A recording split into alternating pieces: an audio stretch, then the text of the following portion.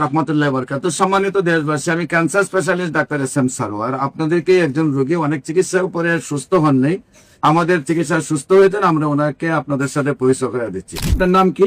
মোহাম্মদ রফিকুল ইসলাম। মোহাম্মদ রফিকুল ইসলাম। আপনার রোগীর নাম? মোসাম্মদ নুর নারাক্তার। মোসাম্মদ নূর নারাক্তার। আপনার কি হয়? আমার স্ত্রী স্ত্রী। আপনার পিতার নাম? মোহাম্মদ সুলতান আহমেদ। মোহাম্মদ সুলতান আহমেদ। আপনার মায়ের নাম? মোসাম্মদ পারভিন আক্তার। মোহাম্মদ পারভিন আক্তার। গ্রাম? শাহপুর। শাহপুর। Post office? শাহপুর। শাহপুর। থানা? নবীনগর। নবীনগর। জেলা? ব্রাহ্মণবাড়িয়া।